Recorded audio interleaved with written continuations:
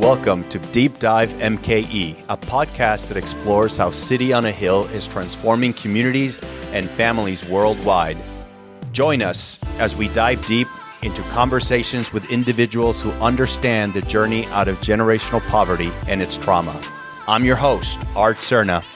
Let's dive deep.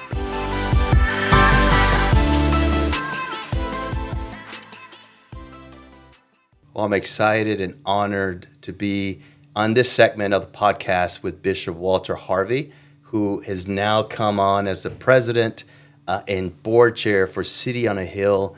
Bishop, we admire you. We've known about your journey, and we heard you speak. I'm glad that we have this moment to dive deep with you about your journey, but also how you think about what you've learned about community transformation. As a son of Milwaukee, I want to learn from those that have walked this journey, not being native to Milwaukee and Wisconsin. So it is a real delight for me to be in this place with you. Welcome to the podcast. Thank you, Art. It's an honor for me to be here with you as well. I have followed your journey somewhat from a distance, but not too distantly, as you and Karen have been called here to the city, and so admire your leadership. And I'm just really overjoyed and in awe that God has connected us in this season for such a time as this. All right. Well, let's dive in. All right. So I would ask you this question. I think I heard you say this one time, using the concept of giants. Mm-hmm. So as you think about your journey as a son of the city, and this is a loaded question. I mean, like, there's so much, you could spend the entire time in this. But what have been some of the giants that you've had to overcome and seeing the community have to grapple with as you help me understand better Milwaukee from your perspective? Great question. Well, first of all, we always want to be on God's side. And when I read Scripture, God always seems to be on the side of the underdog, the least, the last, the lost, the poor. Wow. You know, the nation of Israel, I didn't choose you because you were more in number, because you were mightier.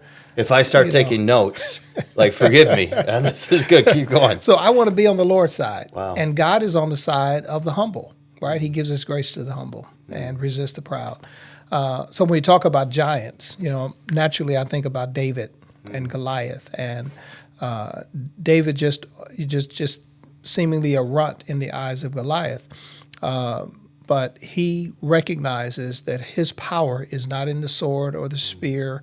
It's certainly not in Saul's armor or the identity of being a king, but his power is in his intimate relationship with the Lord, cultivated behind the scenes, right, in the darkness, of worship and prayer and faithful stewardship, where nobody's looking. And he draws his strength from that. He knows the Lord intimately and relationally. And so I see myself as a David. I see myself as an underdog, even though I'm a son of the city. I think we all are at our best when we walk in humility and grace. And my mother, she taught me this great lesson. She's gone home to be with the Lord in 2012. She says, son, be who you are, because everybody else is taken. Ooh. And so humility is simply just being who God made you. It's not thinking more highly of yourself, not thinking less of yourself. It's just being who you are. And so when it comes to bringing our time, talent, and treasure, to the table as a weapon in the hand of the Lord, we are those stones, like the 5 stones that David took. And I think that there are, I've heard Rick Warren share about his peace plan, and he talks about 5 global Goliaths that defy nations, particularly, and he's doing a lot of work in Africa and countries that are, impoverished. My calling is to Milwaukee. I'm a son of the city. I've been here 63 years. I try to escape, but God has me under arrest here. Wow. This is where I'm planted, not buried. And so the 5 Goliaths that I know that are defying people in this city, particularly people of color and people with who have been trapped in cycles of poverty, which is what City on a Hill is called to break.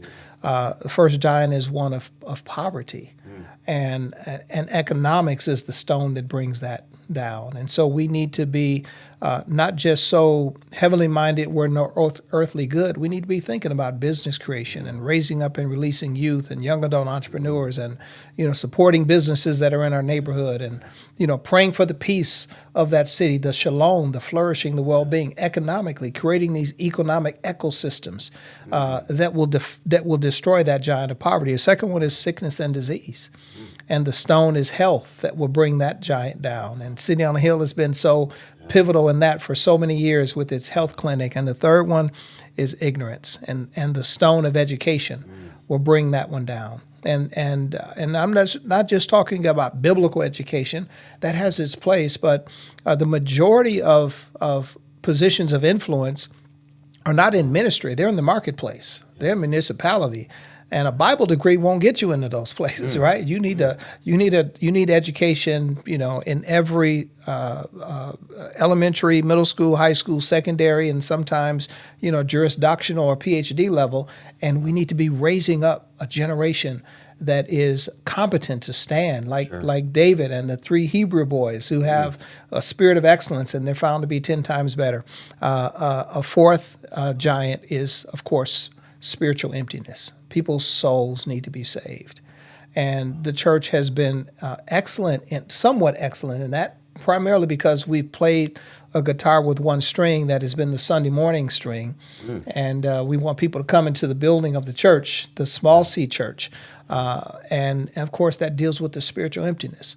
But this is another sermon, another podcast for another day. I was going to say masterclass 1, 2, 3. Okay, I would say, yeah. But the church has to be unleashed. The big C church has to be unleashed from the small C church to deal with that spiritual emptiness. And then the last giant is the hardest one of all.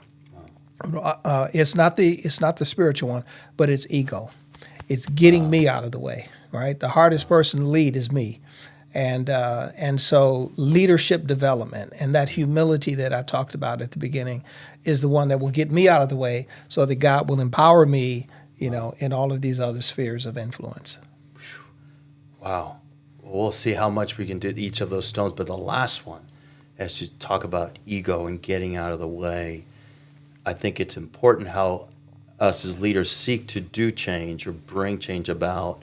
And I've heard you talk about the moment that you realized what type of leader you would be in terms of the community in Sherman Park. Yes. Could you say a little bit about that moment? Yeah. And what it did for you and maybe changing your heart set and how you were approaching change that brings you to this moment today of what you're seeking to do? Yeah. I'm so grateful that the Lord used pain to awaken me and to bring me out of this coma of identity, because my identity was of this pastor of people who are coming into the building, and I needed to come outside the building, and it was only the tragic shooting death of a young African American male that brought personal pain to that family, that brought pain to our neighborhood and to our community, Sherman Park, that led to the pain being manifested in frustration and nights of violence and unrest and buildings being burned and, police on one side and a crowd of people on the other side, that as a leader, I had an option. I could lead, follow, or get out of the way. Getting out of the way would mean I'm just going to focus on my 4 and no more. We're not going out there. We're going to just wait until the dust clears, and we're going to open up our doors on Sunday and do what we have continued to do. And I was awakened and literally compelled to step into the uncomfortable place and step out of my comfort zone. And it was there that I got a new identity, a real identity. And that is that I'm not just called to pastor the people who are coming, but I'm called to care for the whole city and to see the city as my congregation. And so many times preachers they ask each other the question, how many are you running, Doc? First of all, Doc means, you're a preacher and we're giving you an honorary spiritual degree. And how many are you running means how many people are coming to your church. And that's the identity trap. And God doesn't see a building, he sees a city. Jesus wept twice in Scripture. He wept over a person and he wept over a place. He wept at the tomb of Lazarus, and he wept over the city of Jerusalem. And so that night and those nights, I began to weep for my city, literally waking up in the middle of the night crying for my city. It was the first time. I mean, I've cried because the worship set was bad. I've cried because the pipe bursted in the basement of the church. I cried because we didn't meet offering goals. But when I began weeping for my city, that's when God began to transfer my heart for people. He began really to give me his heart. And I think that's the crux of leadership. You know, not just how many are coming, but how many am I holding up? It's inverting that pyramid of leadership, where I'm literally called to care for a million people in greater Milwaukee, right? Not just in 53216, you know, or the radius around my church, but, you know, the 97 neighborhoods that are in greater Milwaukee. Say more about the coma of identity. When you think about the city and our ability or inability to respond to the burden of God, to say intercede, stand in the gap. A coma of identity, why does it happen? Why do we stay there? What prevents us from taking that step to shake ourselves out of that? Wow, it's a great question. I could deal with it theologically and also practically. Let me deal with it theologically first. Theologically, Ephesians chapter 4 tells us that God gave gifts of leadership to the church: apostle, prophet, evangelist, pastor, teacher, to equip the church to do the work of the ministry. I think the fivefold offices, Jesus walked in all five of those. But I think the tragedy of the church is that we've taken on this identity of one, primarily as the pastor. There's some churches that will allow an evangelist or a teacher occasionally, but most churches are nonprofit. Yeah. I mean, PROPHET, as well as the 501c3 nonprofit, and certainly many are non-apostolic. But all of them together manifest the character, the nature, the leadership of Jesus Christ. Sure. And so because we have insulated ourselves with this office and title of a pastor, that's become an identity. And it's become one that we've become very protective of. Sure. The reason I know that is when I shared with many pastors that 3 years ago I not resigned, not retired, but repositioned out of the lead pastor role of my church so that I could really become a pastor of the city and a pastor of cities in the nation. They're like, man, you crazy? You left a church of 1,000 people? You know, you left all of the stability. The stability. That's not my identity. And so that's the theological disruption that has to happen in the hearts and minds of spiritual leaders.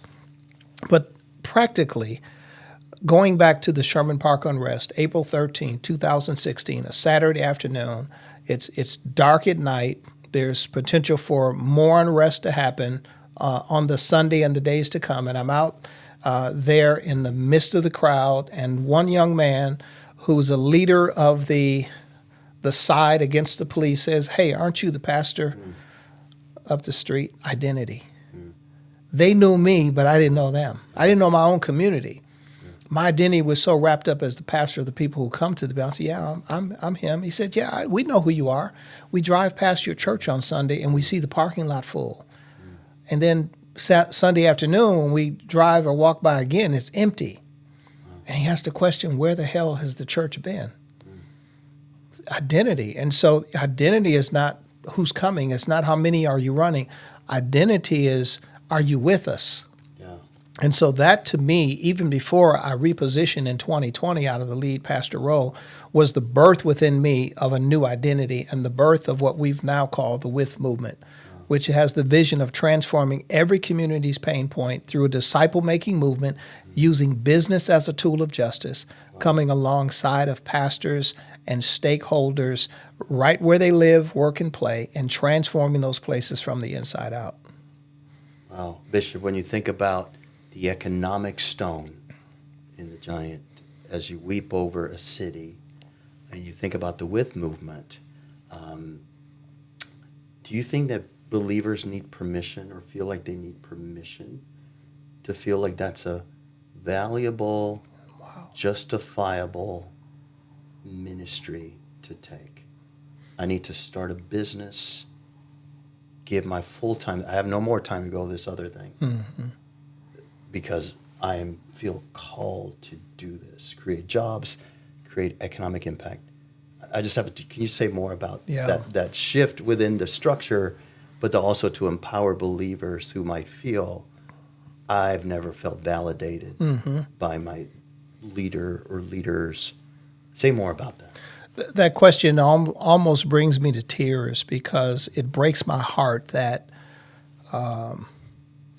the priesthood of believers would have to even feel that they have to ask for permission to do something other than usher, watch over cars, burp babies, or clean the bathroom of the church on Sunday. Because, again, identity, we've made the coming, the gathering, the end of the building, the end-all, be-all. And therefore, we've negated and stripped of validity and power and priesthood what happens outside the walls of the church. And that's what makes me weep. Because Matthew 16, Jesus says, in the darkest place of the earth, as he takes his disciples to this Caesarea Philippi, a place where idol worship and human sacrifice and child sacrifice, and it was believed that the entrance of this cave led to Hades, so like they called it the gates of hell. He leads his disciples there and says, upon this rock, this dark place, I build my ecclesia. Not my church, my ecclesia, a gathering of people from municipality, marketplace, ministry, multi-ethnic, multi-generational, male and female, degreed and non-degreed, my people who have been called out of darkness to rule where they live, work, and play. And the gates of hell shall not prevail against it. And now I'm not only confirming, Peter, what you said, that flesh and blood didn't give you this revelation, but I'm now commissioning you all, common, ordinary people who were not selected by the religious rabbis to follow them, but were selected by a heavenly rabbi that said, I believe you can do what I do. Fishermen and tax collectors and zealots and, just common, ordinary men. I'm giving you the keys of the kingdom. And so we have to reaffirm the priesthood of the believer and let them know that you have greater impact Monday through Saturday than you ever will on Sunday. And so the 2 hours on Sunday has to be shifted around. And I believe the mentality of the fivefold minister should be, we're equipping you on Sunday with Monday in mind. Wow. So we can create these stones, these ecosystems of justice and righteousness and truth, which the foundation of God's throne is established on.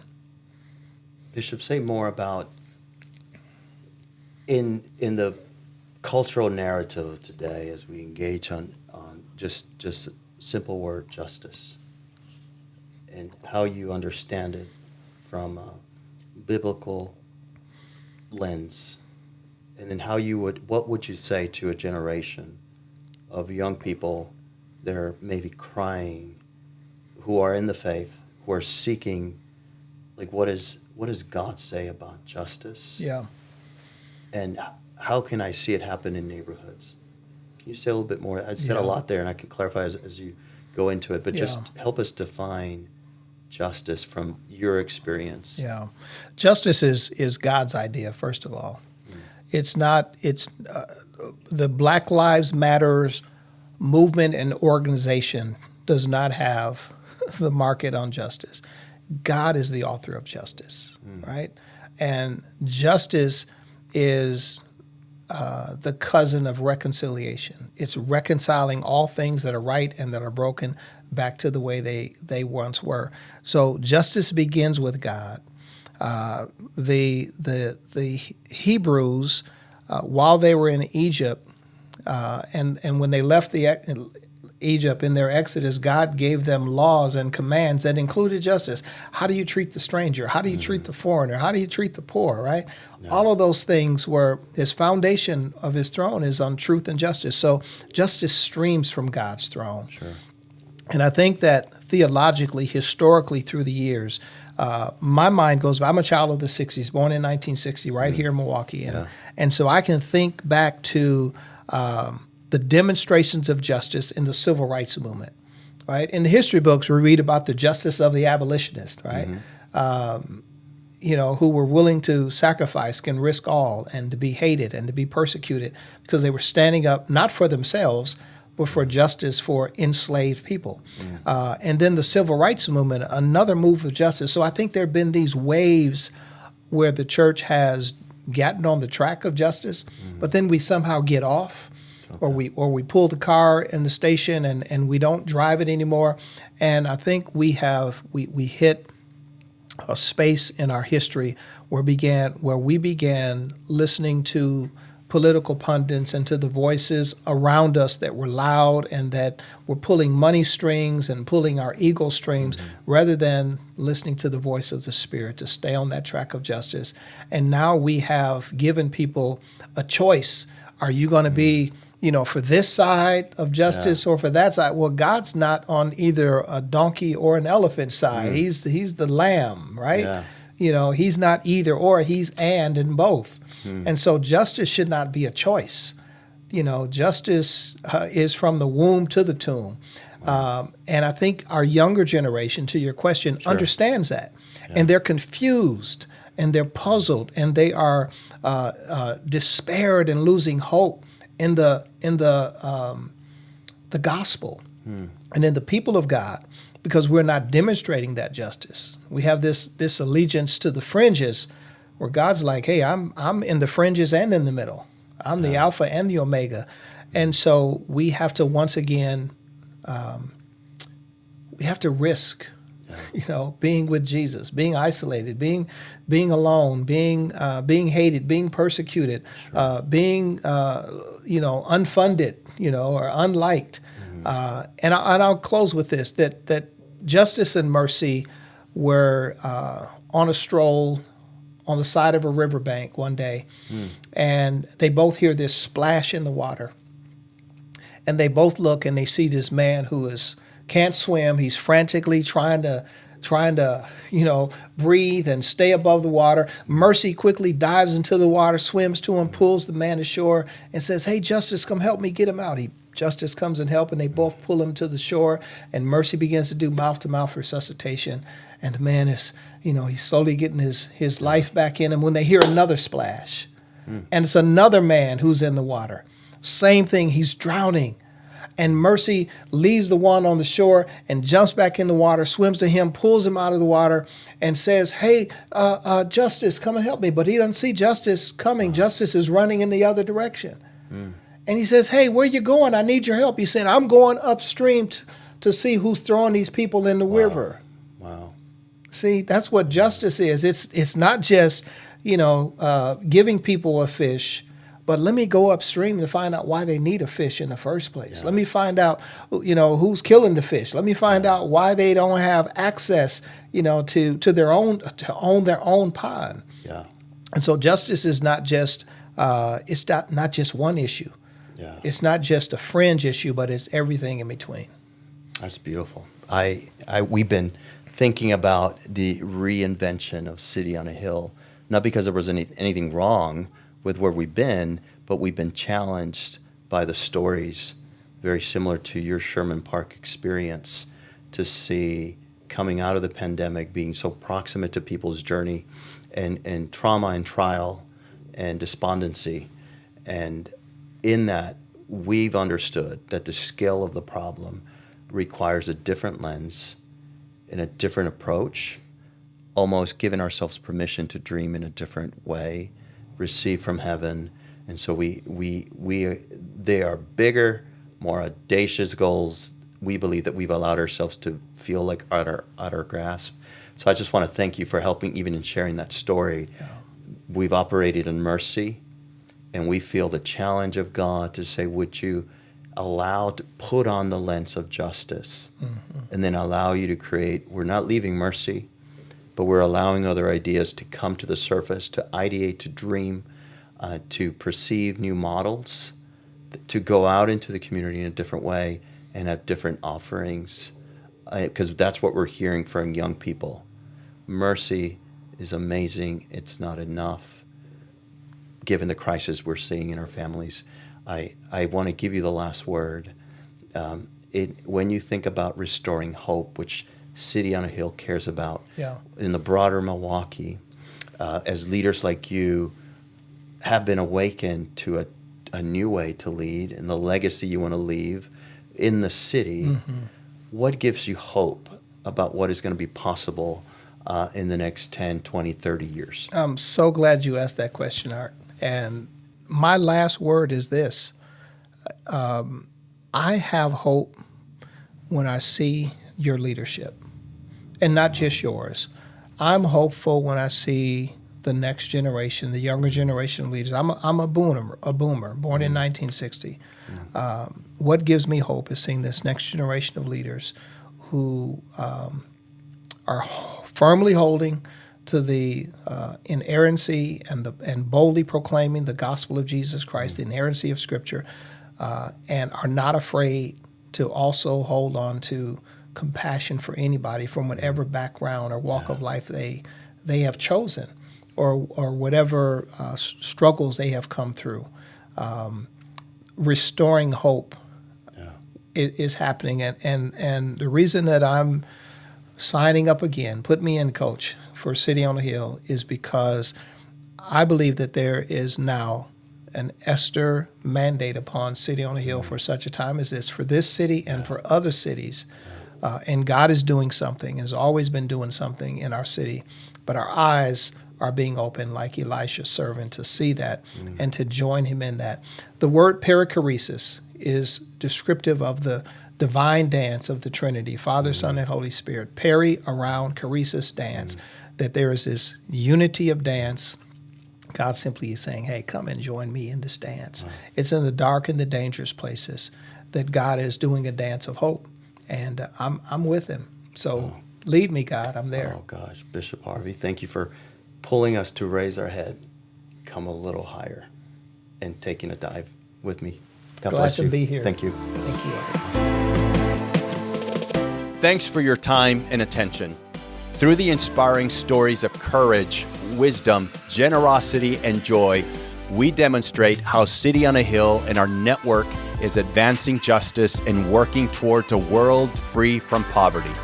This work highlights the cultural pillars of City on a Hill: loving, listening, learning, and leading. We can't do what we do without you. Remember to join the email list to stay in the loop on the important work City on a Hill is doing in your community. Till our next dive, stay courageous.